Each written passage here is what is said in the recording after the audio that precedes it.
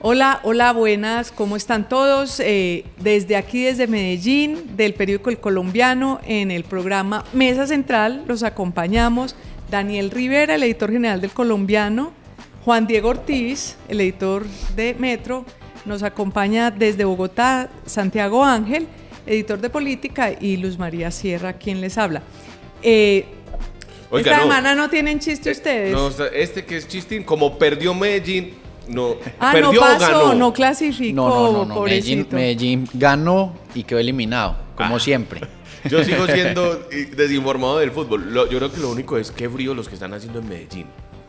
Y dicen los no, que... pero ¿cómo desvía el tema del fútbol que ya le vamos a mamar gallo? No, qué pecado, Juan Diego. Es que a mí no me gusta molestar a los chicos. Gracias, Daniel. Bueno, muchas gracias.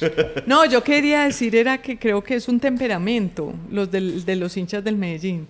Pierden y sonríen. Es como que realmente en eso consistiera el juego. Depende cómo venga la marea, Luzma. Depende cómo venga la marea. Depende cómo venga. Si hay un comentario tranquilo, hablamos de fútbol.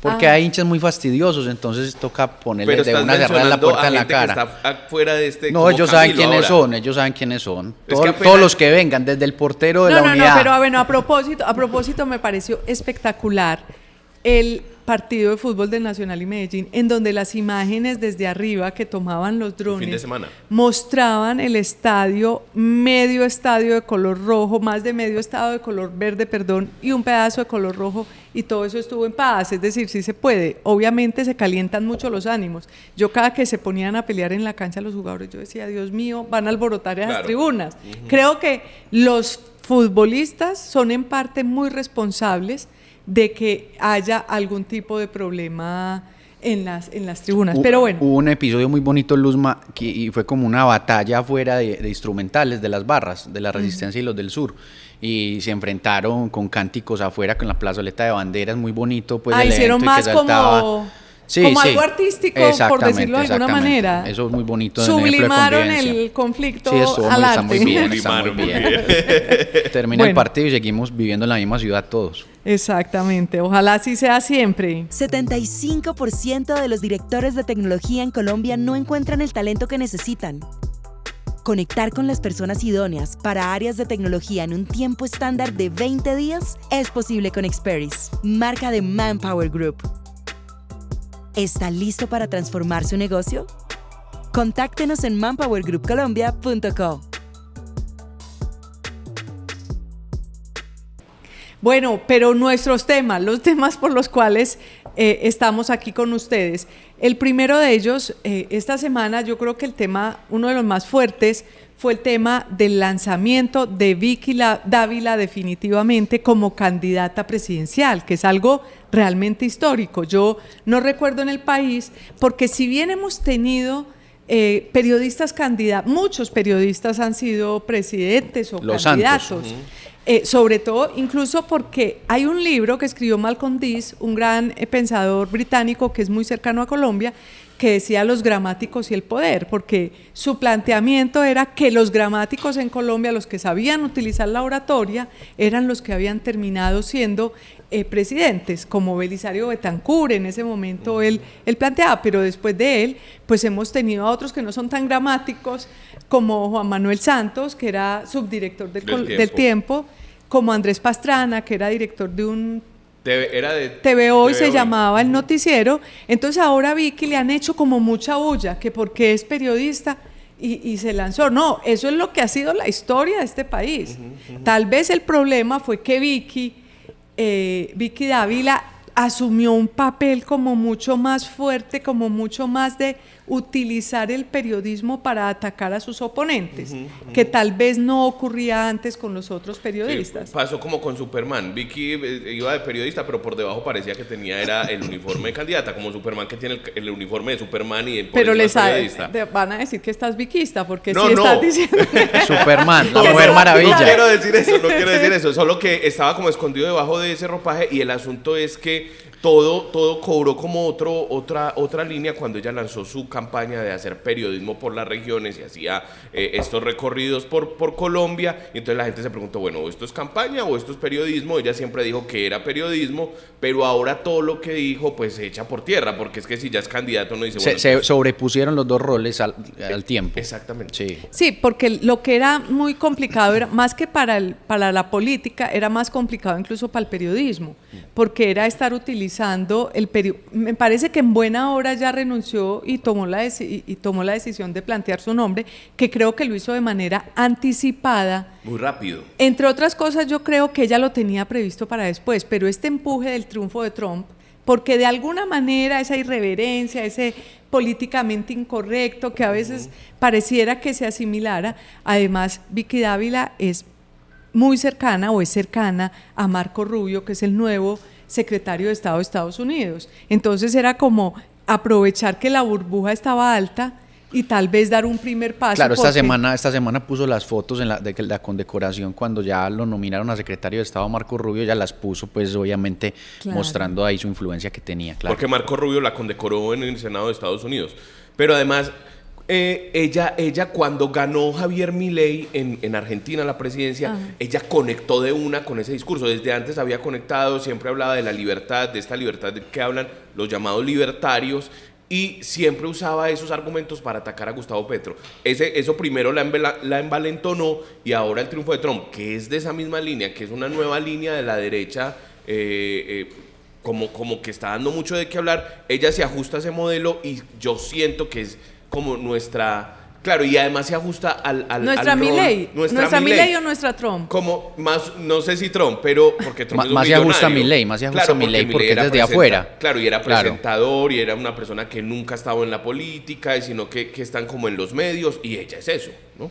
¿Y qué tanto influye o qué tanto la precipitó a tomar la decisión tantas respuestas del presidente Petro todo el tiempo, que la graduó de contendora política, porque le respondía a cualquier cosa, todo el tiempo? A mí, yo no sé si en parte lo de Trump, en parte también que salió una encuesta esta semana en la que aparecía Germán Vargas de primero y ella de segunda. Entonces de pronto dice, pues yo doy el paso primero, y ya estaban los del Centro Democrático peleando porque cuándo se van a lanzar. Entonces de pronto decidieron, aunque me parece pues un poco prematuro porque ya falta más de 1 año y medio y normalmente esas campañas son de 1 año. Santiago, acuérdese, es que Vicky Dávila, estábamos recordando que desde el 21 de febrero de este año, pues ella ya parecía candidata. Incluso nosotros Santiago publicó una nota, un artículo diciendo que si Vicky Dávila iba a ser candidata, yo le escribía a Vicky Dávila diciéndole que ella qué tenía para decir. Y quiero leer como el trino de ese momento. Como en los últimos 32 años de mi vida en este oficio, nunca he hecho política. Esto es 21 de febrero de 2024. No he militado en partido alguno. He tenido posiciones editoriales como todos los periodistas. Eso es y ya. Entonces yo le puse, pero lo descartas del todo. Entonces ella dice, no, yo no estoy en eso. Entonces le dije, es decir, si lo descartas, e inmediatamente me llama. Fue una larga conversación en la cual me dice, yo vivo de mi trabajo, yo no puedo dejar de ganar un salario, yo no puedo parar, pero todo el tiempo yo le decía, no me estás descartando la posibilidad de que seas candidata. Nunca me lo descartó, quiere decir que sí lo era, estaba esperando obviamente el momento oportuno para hacerlo.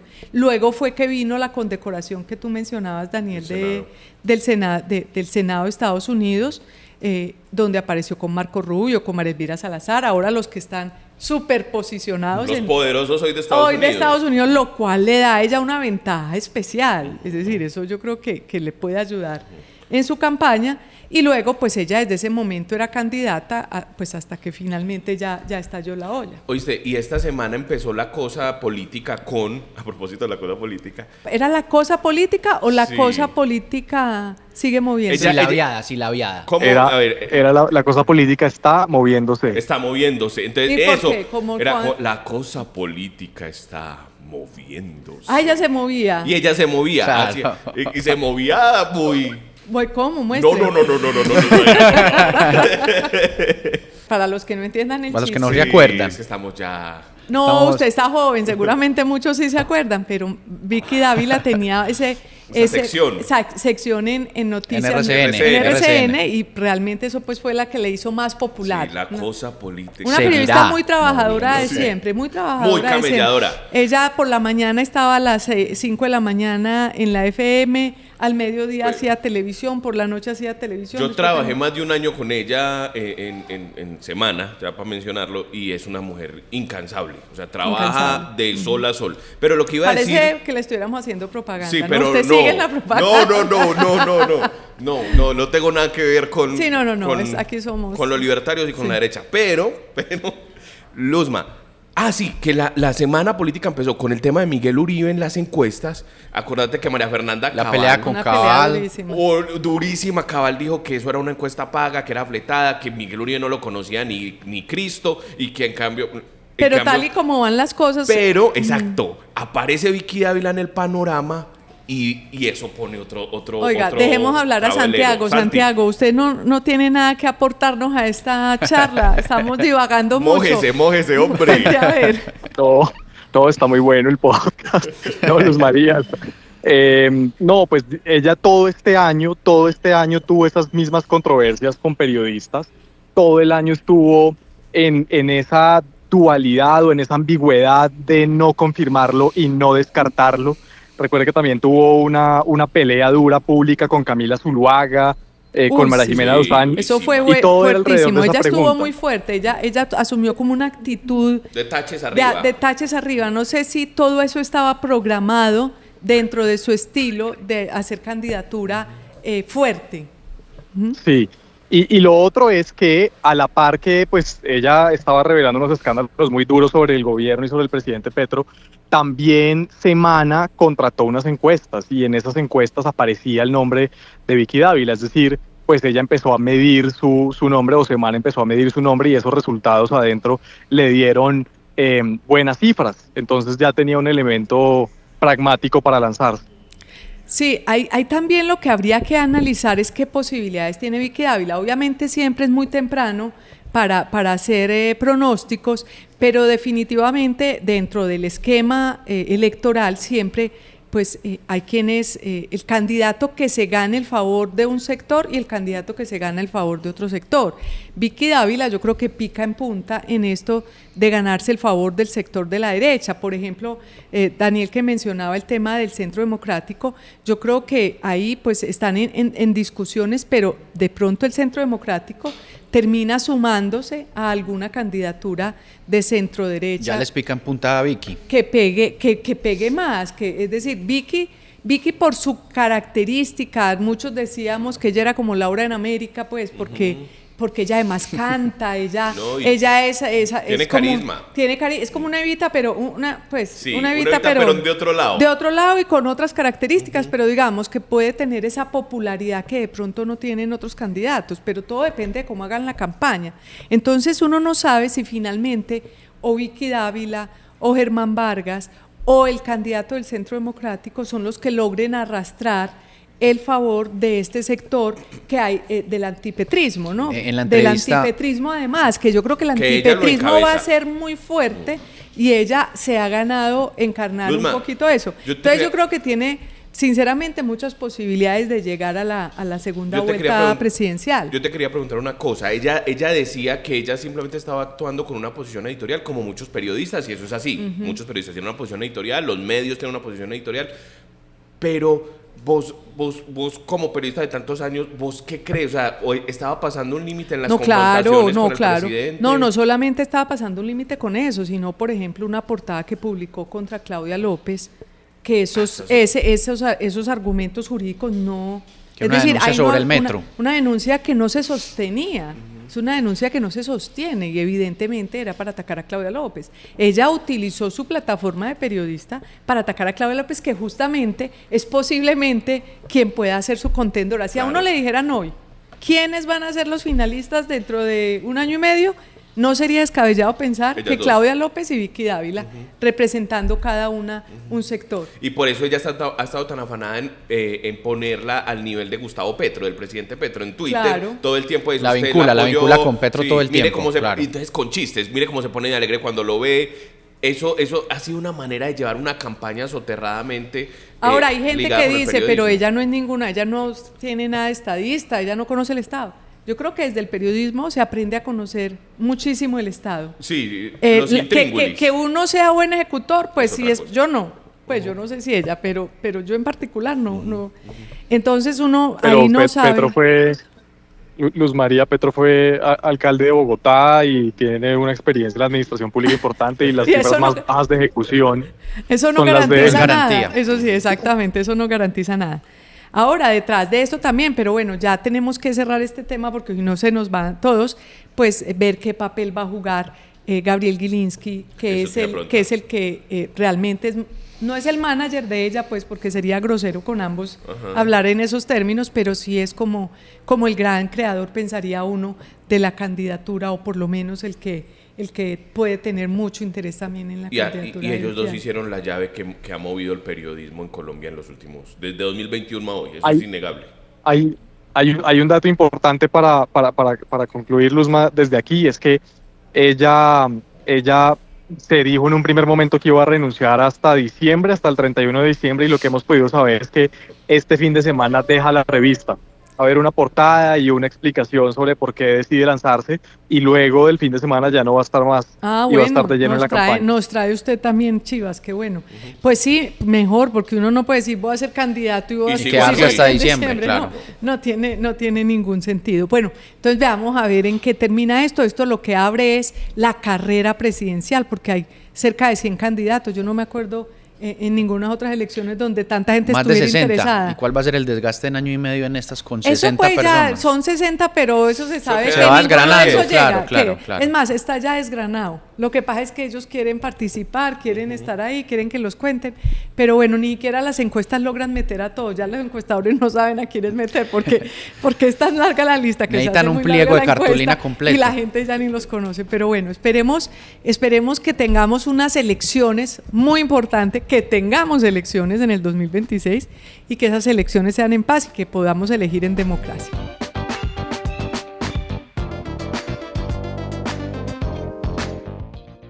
Bueno, y si usted nos está viendo en YouTube, vaya ya mismo y le da like a este video. Recuerde que nos puede encontrar como Periódico El Colombiano en YouTube, también en Instagram, en Twitter, en Facebook.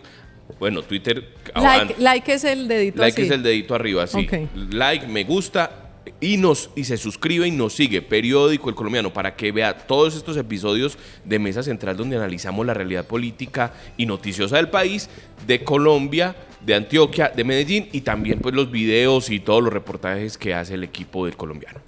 Bueno, sí, el segundo tema es un tema, a mí me parece muy indignante, fue todo lo que pasó. Es que esto de la paz total del presidente Gustavo Petro, que yo le digo el embeleco de la paz total, o es como un eslogan, él como que planteó un eslogan a ver qué sale del eslogan, y se han dado cuenta de que eso sin planificación y sin proyecto, pues no llega a nada. Entonces, esta semana tuvimos, bueno, una noticia relacionada con la paz total, que es la de nombrar gestores de paz. Se anunció que iba a nombrar gestores de paz a 16 de los antiguos paramilitares, es decir, una gente que ya había como pasado a la historia, pero los nombra gestores de paz, lo cual me parece bastante agresivo contra el país, pues gestores de paz, unos tipos que eran básicamente narcotraficantes, Pues, Luzma, que generaron las mayores masacres en la costa Caribe sobre todo, y en Arauca y en muchas partes del país. Explotadores sexuales. Explotadores Pues sexuales. es que eso iba a decir. Es que es la como... indignación con el caso de Hernán Giraldo, No, alias es impresionante, Taladro. es impresionante. ¿No? El gobierno esta semana se rasgó las vestiduras por esta canción más 57 de los De los reggaetoneros de reggaetoneros. Medellín, exactamente. Sigamos bailando. Exacto, con la cosa política. Y entonces llegan y le dicen al gobierno, y usted nombra gestor de paz a un señor que violó a más de 300 niñas en la Sierra Nevada, de Santa y Marta. que hay investigaciones de que aún estando en la cárcel le llevaban menores de edad a la cárcel. Y lo nombras gestor de paz. No seas tan No, impresentable. y al presidente Gustavo Petro eso como que no le No le importa, importa. le resbala, él como que, y nombró gestor de paz no solamente a ellos. Acuérdese, es que Macaco, HH, Julián Bolívar, Cuco Banoy, Berna, eran La línea básicamente narcos. Y entonces, ¿cómo así que? Es que el solo hecho de que él piense que le puede poner la palabra gestor de paz es como que nos diera una bofetada en la cara a todos los colombianos. Luzma, estuve hablando con una persona que se mueve en el mundo de la paz total en Medellín y me decía, vea, eso es lo mismo que pasó en campaña. Usted estuvo haciendo reportería. Yo he hecho reportería de ese tema y me dijo, esto es como lo que pasó en la campaña, cuando vino Juan Fernando Petro, así me lo dijeron, y vino Danilo Rueda. Vinieron en Danilo campaña. Rueda, que era el comisionado, de esa época. Bueno, y era antes de que fuera alto comisionado, sí, porque fue para campaña, para echarles el cuento, para ver si se sumaban. Ellos buscaron aquí a la gente de los combos por medio de esas organizaciones sociales que supuestamente tienen y buscaron el apoyo de los combos para que votaran por el pacto histórico, supuestamente, ¿no? Quiero decir, supuestamente sí. todo eso. Eso fue lo que te dijo eso aquí fue la lo que me dijo persona la fuente. informada. Y que ahora este proceso que empezó en 2022 por una carta que don Berna le mandó en julio a Gustavo Petro, ya Gustavo Petro siendo presidente electo de Colombia, le mandó una carta y le dijo que había que cerrar la paz con las AUC, que porque eso nunca se había cerrado. Don Berna le envió esa carta, eso empezó a rodar. Lo que pasa es que Danilo Rueda se concentró con el ELN y ahora que están buscando traerlos para que les ayuden, supuestamente, dice esta fuente, a traer votos para el pacto histórico el otro año. Reactivan de nuevo el tema. Lo habían dejado muerto 2 años. Ajá. Y vuelven a reactivarlo como para seguir la misma estrategia que tuvieron la otra vez, porque no me parecería raro, porque hablando con alguien del pacto histórico que estuvo, pues que fue muy protagonista en la elección de hace 2 años, me contaba que estaban revisando qué era lo que les había servido, que por ejemplo les había servido tener una lista única de pacto histórico, que estaban tratando también de hacer una lista única. Entonces, si están revisando todo lo que les sirvió, no sería raro que estén revisando, que están volviendo a utilizar a estos personajes simplemente para ganar el favor de ellos y sus familias probablemente, y pues para generar ahí una...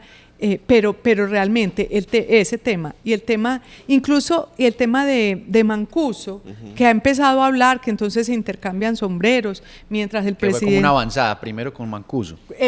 Primero Mancuso, y entonces Mancuso va y lanza una afirmación de que Luis Carlos Restrepo había sido parte, el excomisionado de paz de Álvaro Uribe, que había sido parte del asesinato de Vicente Castaño. Nosotros en El Colombiano nos metimos a investigar esa afirmación, porque sería su primera afirmación como gestor de paz, y nos metimos en los expedientes, en lo que habían dicho paramilitares en todos estos años, y no coincide.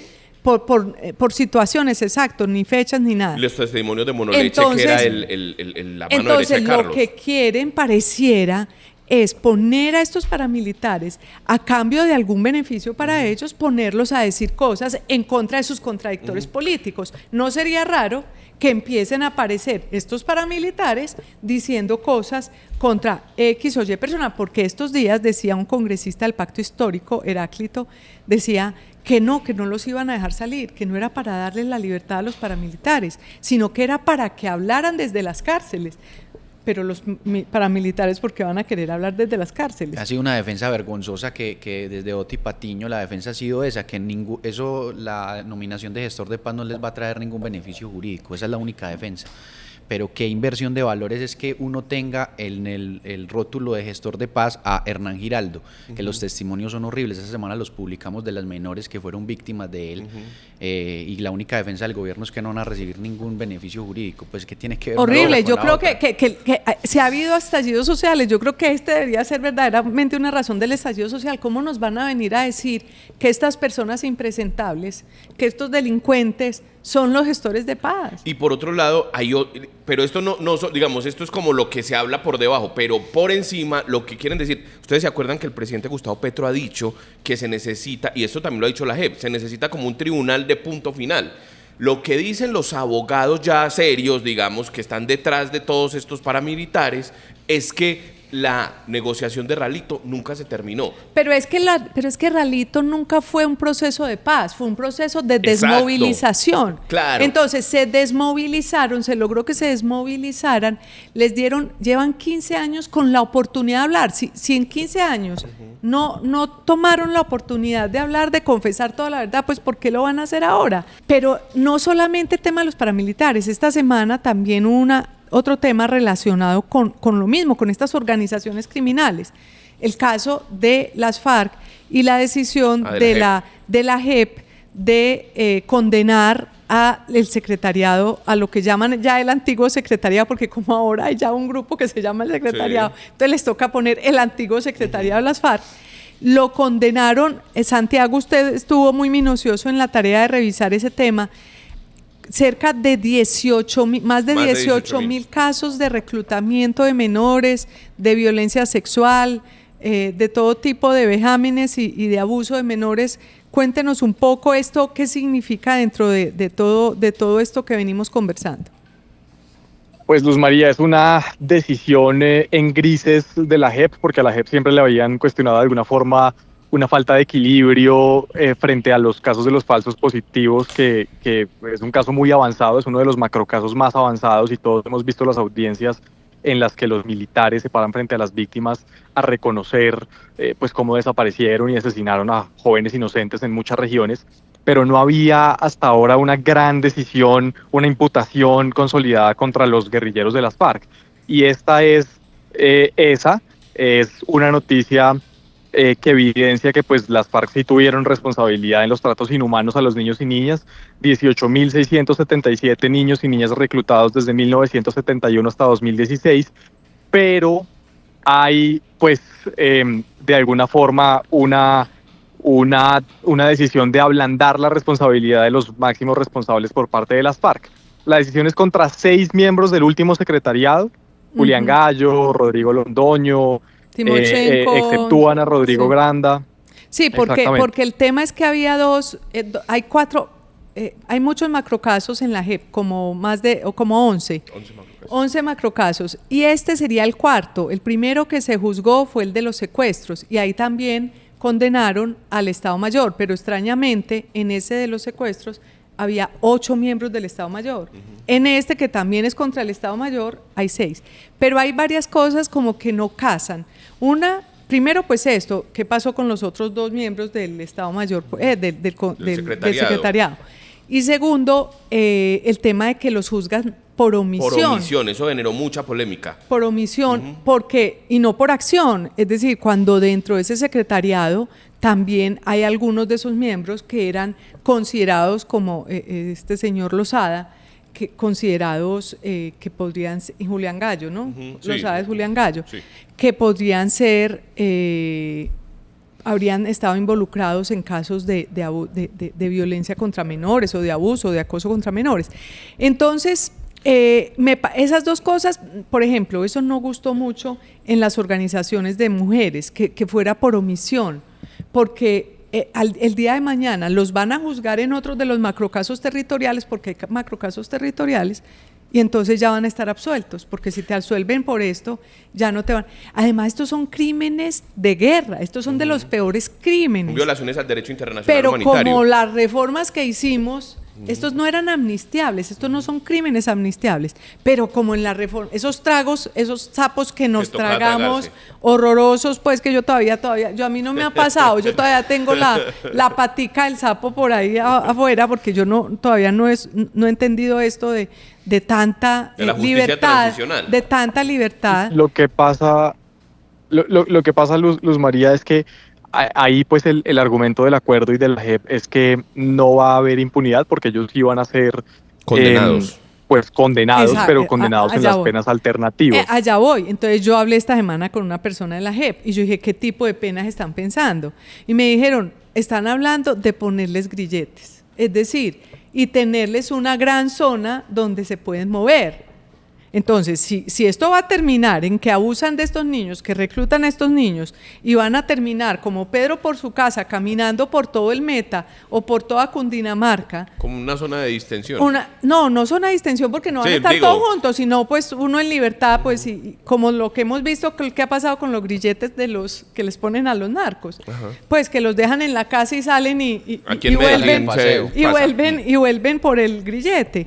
Si en eso va a terminar unos crímenes tan atroces, pues esto es otro mensaje muy terrible para la sociedad colombiana. Es decir, por un lado, los paramilitares gestores de paz, por el otro lado, estos que también abusaron, ya la justicia es porque cuando dicen que es justicia transicional, entonces es verdad, bueno, que han dicho la verdad, pues tan fácil, cuando ya reconocen uno y reconocen 18.000, pues que ni les duele, ya ni les duele reconocer eso ya no importa.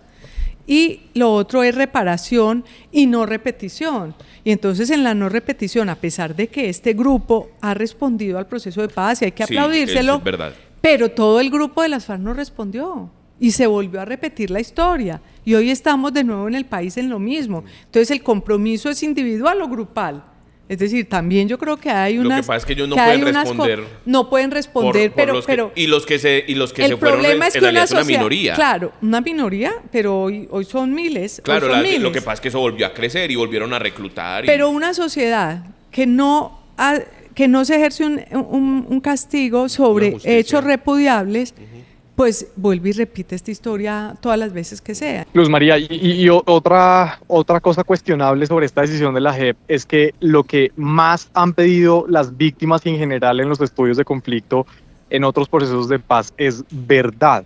Y de nuevo, en las audiencias de falsos positivos sí se nota que hay un énfasis en los máximos responsables, por ejemplo en el caso del general Mora, y hemos visto las audiencias muy públicas, muy expuestas, como los hombres que estaban bajo su mando lo acusan públicamente, le piden perdón a las víctimas, cuentan los detalles, y que el fallo al final signifique o diga que es por omisión, también implica pues que ellos no van a tener que pasar por ese proceso. Es decir, de ver a las víctimas a los ojos. Exacto, es como un doble estándar que hay una crítica sobre un posible doble estándar de manejo de las audiencias y de las acusaciones, dependiendo de a quienes están acusando. Sí, las audiencias de falsos positivos han sido muy importantes porque pues ahí uno ha podido ver la dureza, la crudeza del conflicto, pero le han dado mucha exposición, claro, mucho tiempo, mucha publicidad, y a las de la FARC no. Incluso las del secuestro también fueron muy públicas, con muchos personajes, y estas que debían ser más ilustrativas, porque es que no puede ser que haya 18.000 niños en Colombia que se educaron en la guerra, porque incluso esos 18.000, 5.600 eran menores de 14 años. Entonces eso debería tener una mayor exposición para que no se repita. Es decir, porque si el propósito es que no se repita, pues venga, discutamos esto a fondo, condenémoslo a fondo, critiquemos, que se arrepientan enfrente de todo el país, pero no los vimos en esa posición a los jefes de la exguerrilla. Claro, y el gran asunto, por ejemplo, con el tema de, para ellos es tan naturalizado eso del reclutamiento, porque incluso muchos de ellos entraron a la guerrilla de 16, de 17 años, entonces se les volvía como natural, o sea, es un ciclo atroz, pero sí es cierto lo que dice Santiago, sí ha habido verdad y las víctimas han valorado mucho eso. Lo que pasa es que en los casos de falsos positivos o de secuestro, como hay nombres grandes, por ejemplo, en el caso de Antioquia, sí, el del exgobernador Guillermo Gaviria, esos nombres como que se tragan toda la atención mediática. En cambio, cuando hablan de 18.000 niños es como una gran masa. Y me llama la atención porque fíjese que en los dos casos, Paras y Guerrilla, terminamos hablando de menores de edad. Y justamente esta semana fue el gran debate por la canción de los reggaetoneros que se llama Más 57, que en algún punto decían que una niña de 14, no sé qué. Una mami desde Fortín. Y mamita, creo. Mamacita era. Sí. Pero entonces acabaron con ellos en redes sociales. Ese es otro debate muy largo y con muchas otras aristas. Pero lo que quiero decir, todo eso, pues es que el reggaetón no es bueno. Tiene ritmo, pero no tiene ritmo, pero no tiene letra. Entonces, el asunto es cómo toda la sociedad, mejor dicho, los pelos de punta a todo el mundo, defensoría, el Congreso una ley, no sé qué. Y estos señores que acabaron de verdad, efectivamente, con los jóvenes, y nadie dice nada. Realmente me parece que fue una semana nefasta en el sentido psicológico de la sociedad, de estos dos mensajes tan difíciles de digerir. Y bueno, ojalá, pues son distintos. Lo de los paras me parece mucho más repudiable, lo de la JEP más indignante. Sí. Lo de la JEP está dentro de lo que se había y dentro de lo que se había conversado, pero sí deberían tener, ojalá si les den una sanción que amerite que tengan un sentimiento de que tienen que pagar algo por eso que hicieron.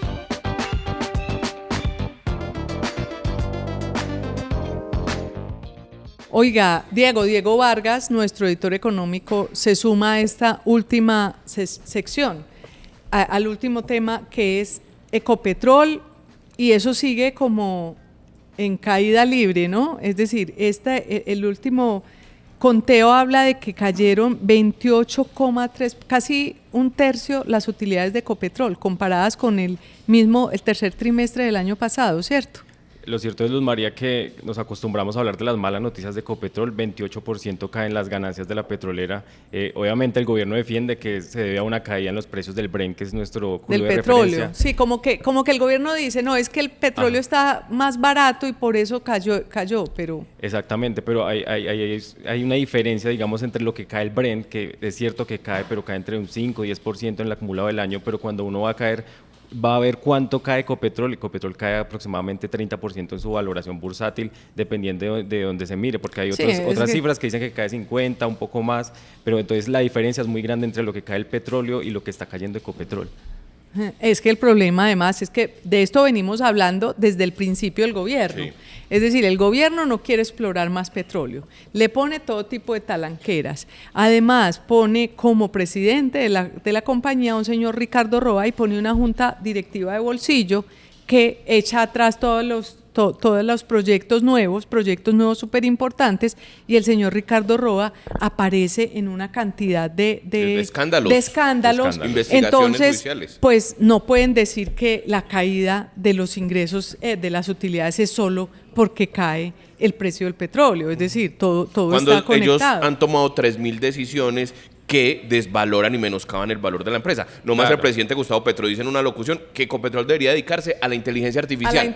Hágame el favor. Es decir, eso es como que a uno le entregaran, como que a mí me entregaran Apple y yo acabara con ella, y yo no, es decir, es que les entregan una empresa pulpita y empiezan a destruirla. De hecho, se conoció la renuncia finalmente, los dos, Echavarría y Zuleta, Juan José Echavarría Luis Alberto Zuleta, que eran realmente los únicos técnicos que le quedaban a la Junta, técnicos serios, técnicos con trayectoria, economistas consagrados. Ellos habían renunciado y no se habían querido ir porque tenían miedo de cómo quedaban las actas.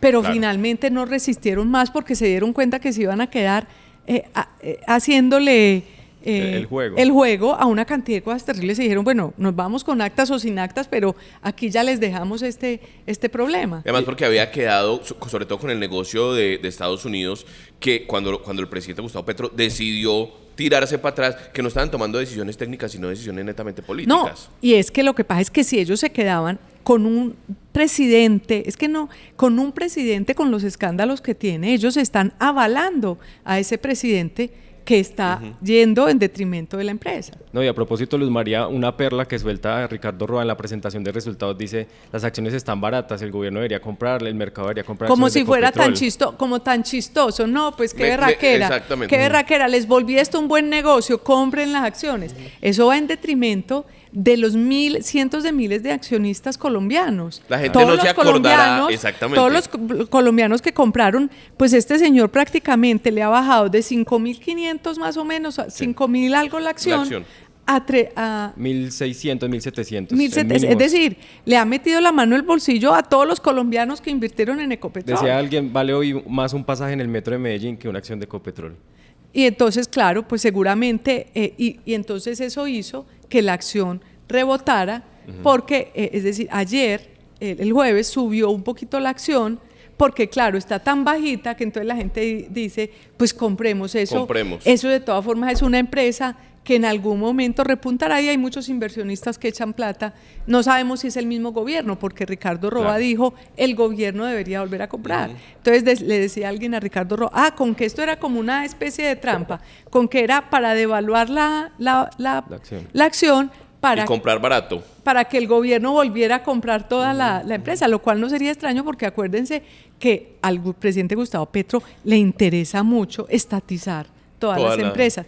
Claro, pues que esta estaba estatizada porque el porcentaje mayor es del Estado colombiano, pero pues seguramente querrá tenerla completa. Y hay una última cuenta, y a las fuentes que consultamos esta semana nos decían, parece curioso que el gobierno buscara endeudarse potencialmente para hacer esa recompra de acciones y no prefiriera en su momento participar en ese negocio con Oxy, que algunos calificaban que iba a ser tan grande como el de la compra de ISA. Es que la obstinación y la terquedad. Esta semana la hija del presidente Gustavo Petro, Andrea Petro, lo decía claramente en un reportaje en Los Informantes con la nena Razola, es que mi papá es un terco. Es decir, ella considera que es de una terquedad al punto ya de que... Es obcecado. Que realmente prefiere hacer esas cosas que Sí. tú dices, prefiere hacer lo que él ya toda la vida, es como si se hubiera quedado 30 años atrás en su pensamiento y solamente va a hacer lo que pensaba 30 años atrás, que era no invertir, no hacer una gran inversión que favorecía a todo el país, sino endeudarse, que no, eso no le sirve para Exacto. nada al país.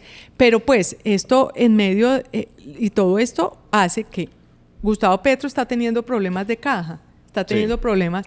Todo El esto tiene que 2025 ver, eso está superendeudado a la nación. conectado, eso está conectado. La nación no tiene cómo, el presupuesto le han tenido que quitar de ya 33 billones de pesos y le van a tener que quitar más y no tiene cómo invertir en todo lo que tiene que invertir porque Ecopetrol no está dando resultados. El mismo Petro está siendo víctima de su propio De su invento. propio invento. Oíste, pero... Destruye Ecopetrol, destruye la gallinita de los huevos de oro, Se queda sin ya plata. no tiene el oro, y ya él pierde ahí en esa jugada. Pero hablando de Gustavo Petro, La Silla Vacía publicó una investigación esta semana en la que se ve Impresionante. que algunos compadres del presidente al parecer están tratando de sacarle plata y provecho a Ecopetrol, ¿o no? Muy buena esa investigación de Ginette Prieto, que es una gran periodista de La Silla Vacía, una gran periodista del país, y ella, porque tuvo acceso a unos audios en donde prácticamente lo que invitaron a... Cenit es una empresa de Una filial de Ecopetrol, transporte una de filial, pero hidrocarburos. que tiene importante. billones de pesos para invertir.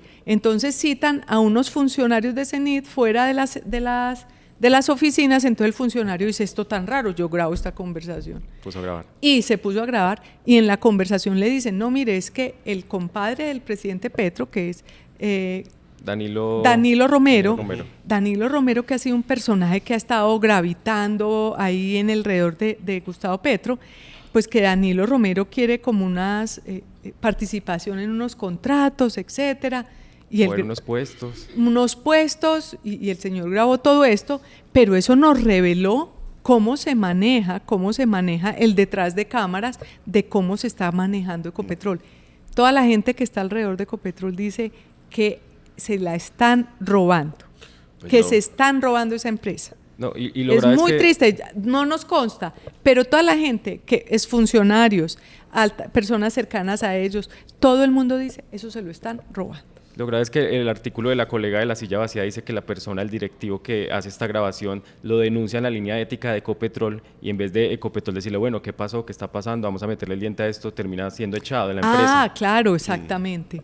Sí, porque cuando uno llama a las líneas éticas, esas líneas que uno es anónimo, entonces uno, pero claro, Claro. él dio su identidad, Sí, sí, sí. que normalmente esas líneas éticas están por fuera de la presidencia, porque pues se trata de que sea Como una auditoría. como una control, como una control disciplinario, pero no, entonces revelaron el nombre de él, lo echaron como a las 2 semanas Sí, sí, sí. de haber puesto la denuncia y no investigaron nada. Eso sí es una demostración de que de verdad algo muy oscuro está pasando en Ecopetrol.